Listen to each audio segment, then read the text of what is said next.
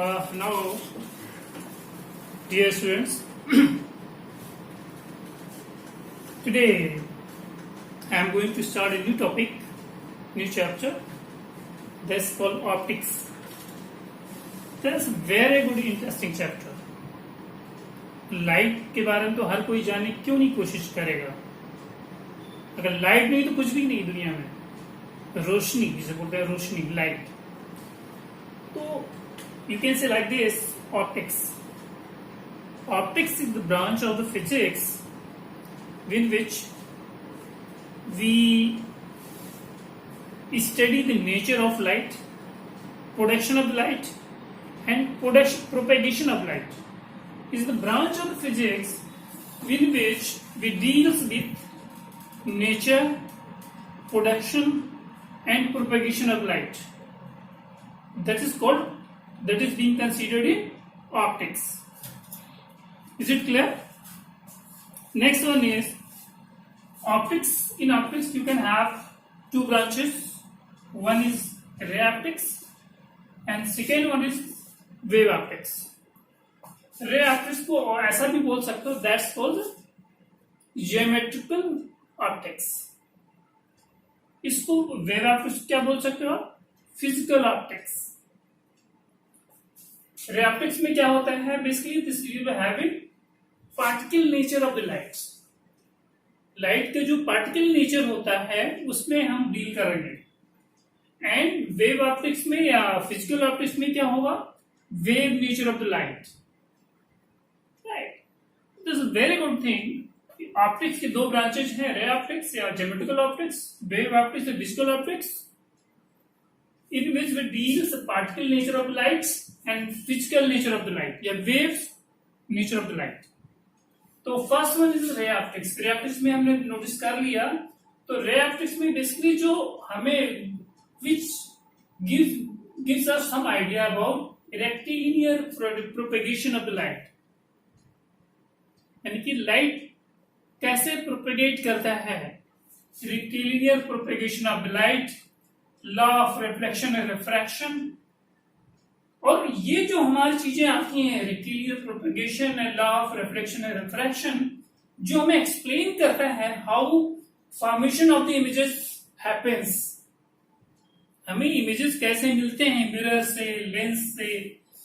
और इसमें और भी चीजें आती हैं कि एब्रेशन ऑफ द इमेजेस जो है लेंस या मिरर से जो होती हैं, अकॉर्डिंग टू दैट हम क्या करते हैं, ऑप्टिकल इंस्ट्रूमेंट बनाते हैं. Working and designing of optical instrument.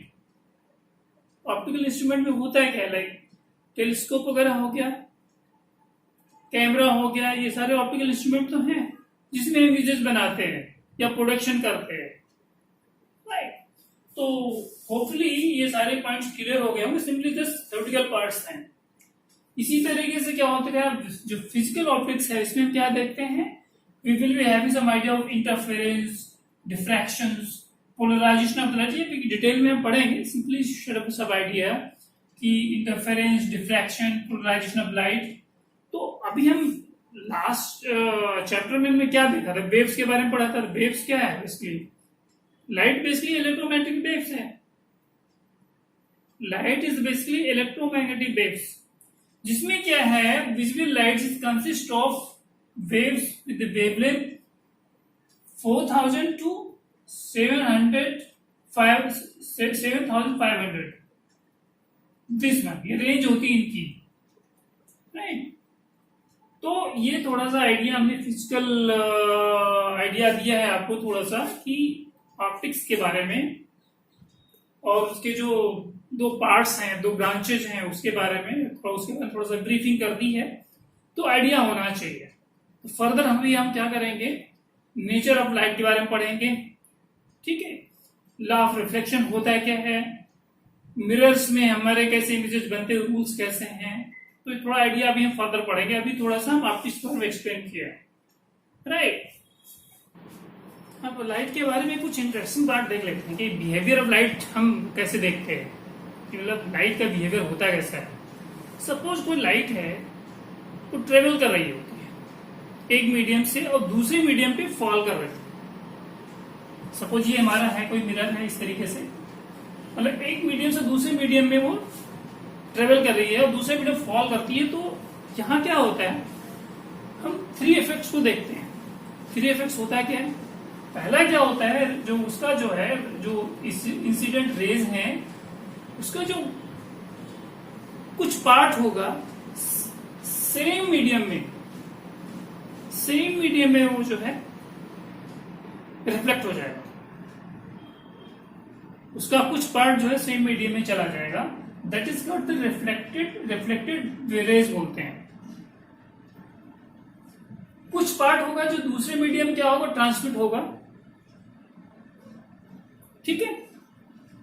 और कुछ उसका जो लास्ट पार्ट होगा वो एज ए एनर्जी जो है अब्जॉर्ब हो जाएगी सेकेंड मीडियम में। ये तीन बिहेवियर होते हैं। इंसिडेंट जो रेज होती हैं उसका कुछ पार्ट सेम मीडियम में रिफ्लेक्ट हो जाएगा, दूसरा पार्ट ट्रांसमिट हो जाएगा, third part as a energy उस मीडियम में सेकेंड मीडियम में अब्जॉर्ब हो जाता है, ठीक है। और इसमें कुछ और भी चीजें आती हैं, जैसे लॉ ऑफ रिफ्लेक्शन होता है क्या है। अगर बाय द वे कोई इंसिडेंट रेज है एक मीडियम से दूसरे मीडियम में जा रहा होता है, कि दूसरे मीडियम वो इंसिडेंट हो रहा होता है, तो इंसिडेंट रेज जो एंगल होता है, incident angle of the ray equal to reflected angle, this one reflected of the rays की इक्वल होगा। और जो इंसिडेंट रेज होंगी और रिफ्लेक्टेड रेज होंगी और नॉर्मल, ये तीनों एक ही प्लेन में लाई करेंगे, इजंट इट। तो ये हमेशा पॉइंट में होना चाहिए बिहेवियर ऑफ लाइट में क्या होगा। अगर कोई लाइट ट्रेवल कर रही होती एक मीडियम से दूसरे मीडियम और दूसरे मीडियम जाके वो जो इंसिडेंट करती है, तो ये सारे जो है ऑब्जर्वेशन हमको देखने को मिलेंगे, ठीक है। तो ये आइडिया थोड़ा होना चाहिए।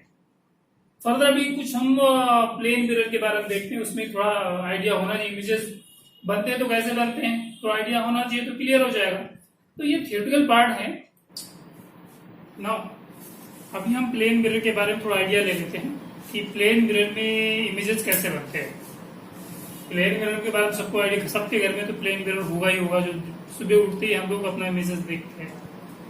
तो उसमें इमेजेस कैसे बनते हैं, प्लेन मिरर में जो इमेजेस बनते हैं या तो क्या होंगे, वर्चुअल बनते हैं, इन्वर्टेड बनते हैं, इरेक्ट होते हैं, लिटरली जो है रिवर्स होते हैं। लाइक आप ऐसे हैं तो ऐसे हो, यानी कि इधर देख रहे हैं फ्रंट में, तो मिरर में देखेंगे तो इधर वाला दिखेगा, यानी कि लिटरली रिवर्स होगा। लिटरली रिवर्स मतलब यही तो हुआ, आप दूसरा देख रहे हैं तो इधर वाला का जो अगर ईयर है तो इधर दिखेगा, राइट। तो लिटरली इसी को बोलते हैं। और साइज सेम होगा। अगर कोई ऑब्जेक्ट मिरर के सामने है, जितनी डिस्टेंस पे होगा उसका इमेज मिरर के पीछे उतनी डिस्टेंस पे बनेगा, राइट। और ऑब्जेक्ट और इमेज मिरर के जो है परपेंडिकुलर होंगे। भाई अगर ये सपोज मिरर है और ऑब्जेक्ट इधर है, तो उसका इमेज बैक साइड में बन रहा है, तो क्या होगा, उसको परपेंडिकुलर तो होगा मिरर के। तीसरा क्या आता है, अगर सपोज मिरर को किसी एंगल से टर्न करते हैं, तो रिफ्लेक्टेड रेज होंगी जो ट्वाइस एंगल से टर्न कर जाएंगे। मतलब किसी एंगल से जैसे टर्न करेंगे उसको मिरर को, तो जो रिफ्लेक्टेड रेज जो है ट्वाइस एंगल से टर्न करेंगी ऑफ दिस एंगल, राइट। तो ये थोड़ा सा आइडिया होना चाहिए। और अगर सपोज दो मिरर हैं, आपस में किसी एंगल से इंक्लाइन करके रखे गए हैं, दो मिरर आपके पास हैं, किसी एंगल से वो फेस टू फेस रखे गए हैं, तो मल्टीपल रिफ्लेक्शन के बाद जो इमेजेस बनते हैं, नंबर ऑफ इमेजेस बनते हैं। किसी एंगल से अगर वो फेस टू फेस रख दिए है और इमेजेस देखते हैं तो मल्टीपल इमेजेस बनते हैं। क्यों? Due to multiple reflection. Suppose theta is submultiple of 180, तो number of images is equal to 360 upon theta minus 1। ये आपके माइंड में हमेशा होना चाहिए, सब मल्टीपल ऑफ 180, ठीक है। तो ये आपके पास होना चाहिए। अगर बाय द वो सब मल्टीपल नहीं है 180 के, तो क्या होगा, वो इमेज क्या होगा, the number of images integer होगा, next higher than this one, जो पहले वाले इमेज से जो है नंबर ऑफ इमेजेस हायर होगा। ठीक है, अगर दो मिरर के बीच में ये दो मिरर पैरेलल रख दिए गए हैं, ठीक है, यानी उनके बीच में एंगल 0 है, तो theta is equal to infinity, right. ये माइंड में हमेशा होना चाहिए, यानी कि आप अगर उनके बीच में जो है एंगल जो है बाय द वे 0 है, यानी कि तो नंबर ऑफ इमेजेस जो है इन्फिनिटी बनेंगे, यानी मतलब ये है बेसिकली अगर दो मिरर पैरेलल रख दिए गए हैं तो उनके बीच में जो है थीटा होगा 0 होगा। जब थीटा 0 होगा तो आपका जो है नंबर ऑफ इमेजेस बनेंगे जो इन्फिनिटी इमेज बनेंगे। ठीक है, ये थोड़ा बेसिक आइडिया है मिरर के बारे में। कभी कभी जो है नीट में जो है क्वेश्चन एमसीक्यू में पूछ लिया जाता है नंबर ऑफ इमेजेस कितने बनेंगे।